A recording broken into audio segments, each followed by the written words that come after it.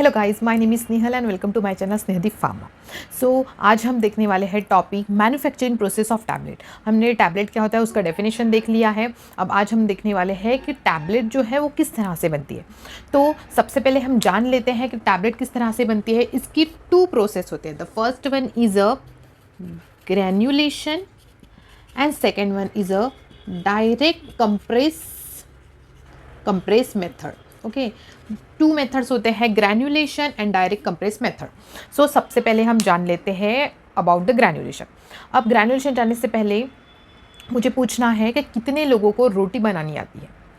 Obviously girls को तो रोटियां बनानी आती होंगी, लेकिन बॉयज़ अगर आपको नहीं आती है तो प्लीज़ आप भी रोटी बनाना सीख लो, क्योंकि जो ग्रैन्युलेशन प्रोसेस है वो अबाउट रोटी जैसी बनती है। सबको पता है कि आपके टैबलेट में क्या होता है, एपीआई प्लस एक्सिपेंट। एपीआई जो मेन इंग्रेडिएंट है, एक्टिव फार्मास्यूटिकल इंग्रेडिएंट। जैसे पैरासीटामोल की टैबलेट अगर बनानी है तो पैरासीटामोल इज़ आपका मेन इंग्रेडिएंट होगा। और एक्सिपेंट मतलब बाकी के इंग्रेडिएंट हमको अगर बल्क बढ़ाना है उसका तो डाइल्यूएंट्स यूज़ करेंगे, डिसइंटीग्रेटिंग एजेंट यूज़ करेंगे, ताकि वो अंदर जाने के बाद, पेट में जाने के बाद वो आपका जो ड्रग है वो प्रॉपर तरीके से रिलीज़ हो पाए।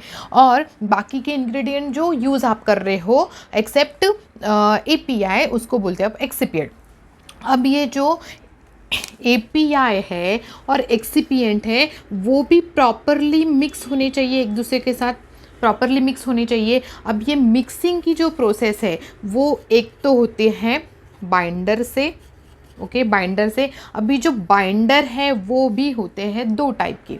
सो वो जो बाइंडर होते हैं वो होते हैं, एक वेट बाइंडर होता है जो मॉइस्ट रहता है, मॉइस्ट करके आप यूज़ करते हो, और एक जो बाइंडर होता है वो होता है ड्राई बाइंडर। ओके, सो ये बाइंडर इज़ वेरी इंपॉर्टेंट। सो ये बाइंडर की वजह से कि जो ग्रैन्युलेशन प्रोसेस है ये डिवाइड हुई है 2 इसमें। That one is a wet granulation and second one is a dry granulation. Okay, तो ये बाइंडर के हेल्प से आप डिवाइड कर रहे हो wet granulation and dry granulation को। ओके, अब हमने ये तो देख लिया है कि टैबलेट फॉर्मुलेशन के लिए आप एक तो ग्रैन्युलेशन यूज़ करते हो मेथड, या फिर डायरेक्ट कॉम्पैक्ट मेथड यूज़ करते हो। अब ग्रैन्युलेशन होता क्या है? ग्रैन्युलेशन प्रोसेस में फॉर्मेशन ऑफ ग्रैन्यूल्स करना है हमको। तो जैसे आपका एपीआई हो गया, आपने उसे एक्सिपिएंट डाला। अब एक एपीआई और एक्सिपिएंट इन दोनों को बाइंड करना है, प्रॉपरली बाइंड करना है। जैसे आप आटा गूंथते हो तो आटा गूंथने के बाद ये फाइन पाउडर्स होते हैं, लेकिन जब इसमें आप पानी डालते हो, पानी डालने के बाद जब उसको गूंथते हो तो क्या होता है, वो एक मास फॉर्म हो जाता है। तो ऐसे बाइंडर के हेल्प से एक मास आपको फॉर्म करना है, और वो मास आपका छोटे छोटे ग्रैन्यूल्स, छोटे छोटे पार्टिकल्स में फॉर्म हो जाएगा। उसको बोलते हो आप ग्रैन्यूल्स। तो ये होती है आपकी प्रोसेस ग्रैन्युलेशन। अब इसमें सबसे मेन क्या है? सबसे मेन है बाइंडर। जैसे आटा गूंथ रहे हो, उसमें पानी के वजह से आपका एक मास बना है। सेम आप एक यहाँ पे जो बाइंडर यूज़ करते हो वो वेरी इंपॉर्टेंट। तो ये बाइंडर के अकॉर्डिंग टू बाइंडर यहाँ पे 2 प्रोसेस होते हैं ग्रैन्युलेशन की। That is a wait granulation और एक होता है ड्राई ग्रैन्युलेशन। अब वेट ग्रैन्युलेशन में क्या होता है, जो आप बाइंडर यूज़ करने वाले, जो आपने बाइंडर यूज़ किया है, जो बाइंडर यूज़ करने वाले हो उसको आप मॉइस्ट फॉर्म में लेने वाले हो, या फिर उसकी स्लरी बना के यूज़ करने वाले हो।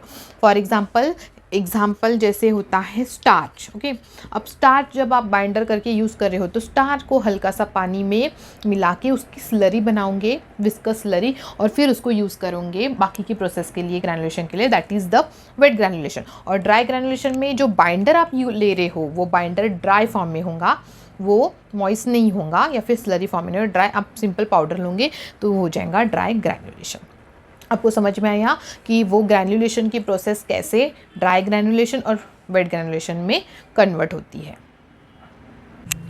नाउ हम देखते हैं वेट ग्रैन्युलेशन क्या होता है। ओके, अब वेट ग्रैन्युलेशन में सबसे पहले हमको तो पता है कि ग्रैन्यूल्स बनाने हैं, लेकिन उसमें जो बाइंडर यूज़ करने वाला वो थोड़ा सा मॉइस्ट रहेगा, थोड़ा सा स्लरी रहेगा, उसमें पानी मिला के हम यूज़ करेंगे। ओके, सो जैसे आपके ग्रैन्युलेशन में सबसे पहले टैबलेट में जो रहेगा, आपको क्या करना है, आपका एपीआई और एक्सिपेंट दोनों को आपको मिक्स करना है। आपने एपीआई लिया, एक्सिपिएंट लिया, दोनों को मिक्स किया। अब ये मिक्स कैसे करना है, जैसे आपने आटा लिया था, आटा लिया, एक पतीले में आटा लिया और आपने थोड़ा सा पानी लिया, पानी धीरे धीरे डालते गए और उसको आप गूंथते गए।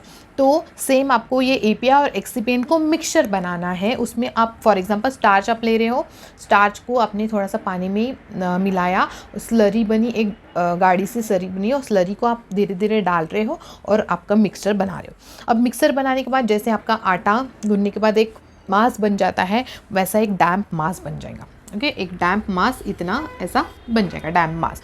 अब ये डैम्प मास को आपको स्क्रीनिंग करनी है। अब स्क्रीनिंग मतलब क्या होती है, स्क्रीनिंग मतलब होता है एक मेश साइज़ होता है, मतलब जिसमें छोटे छोटे कोई पता है आपको जाली, गेहूँ को जब साफ़ करते हो तो एक जाली टाइप कुछ बर्तन रहता है जिसमें आप गेहूँ डालते हो, छानते हो, तो वो जो छोटे छोटे पार्टिकल्स है वो होल से निकल जाते हैं बाहर। तो ये जो जाली रहती है इसके भी साइजेस होते हैं। ओके, तो मेन साइजेस, तो आप स्क्रीनिंग करोगे तो जो छोटे छोटे जो आपके ग्रैन्यूल्स हैं वो प्रॉपरली उसको, ये जो आपका जो स्क्रीनिंग का ऑपरेटर रहेगा उसको उस पर घसना है। घसने के बाद क्या होगा, जो भी आपके पार्टिकल्स है, ग्रैन्यूल्स हैं, वो नीचे गिर जाएंगे। ओके, ग्रैन्यूल्स आपके नीचे। अब जो ग्रैन्यूल्स आपको मिल गए उसको आपको इकट्ठा करना है और उसको करना है ड्राई।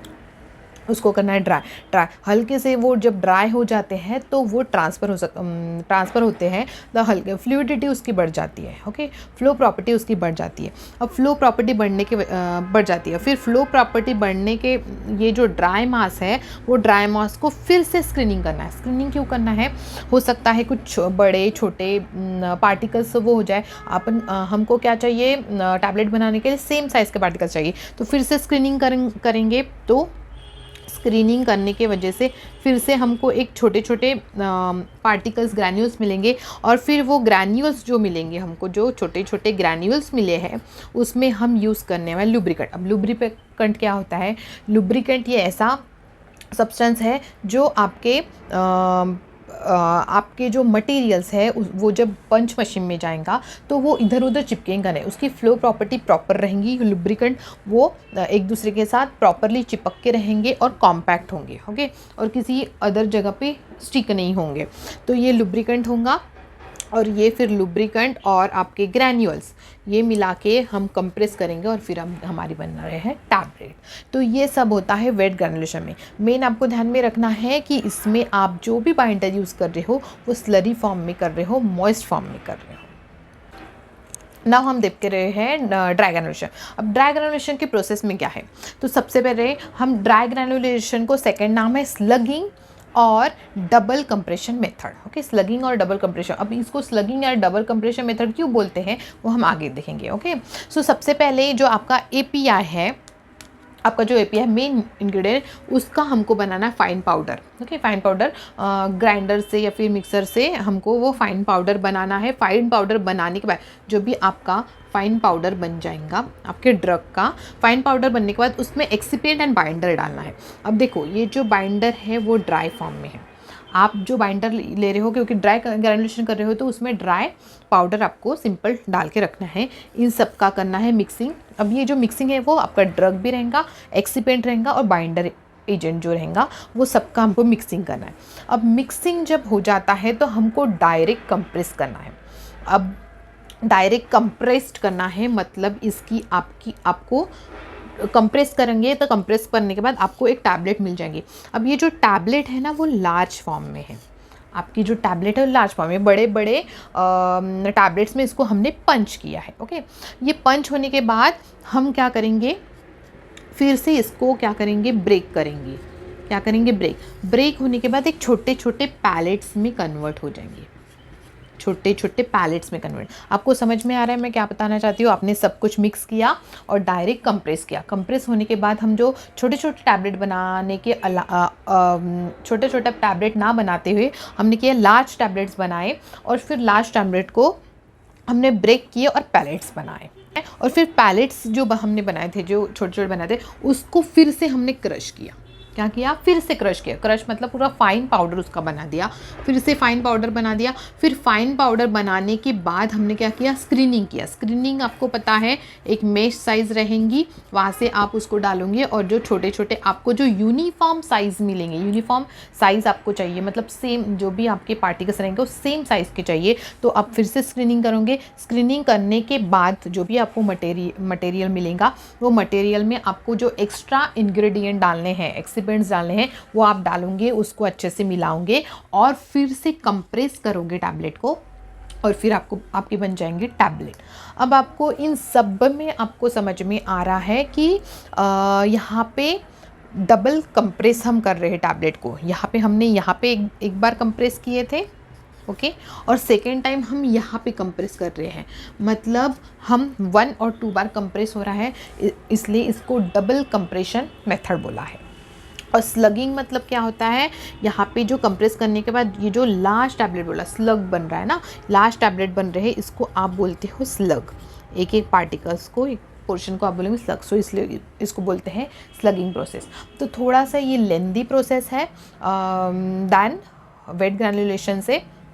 बट अब आपको आपके मन में एक क्वेश्चन आ रहा होगा कि इतनी लेंदी प्रोसेस हम क्यों करते हैं, ओके, तो वो जान लेते हैं। कभी कभी क्या होता है कि जो आपका जो API है, मतलब जो आपका ड्रग है, वो हीट सेंसिटिव या फिर मॉइस्ट सेंसिटिव होता है।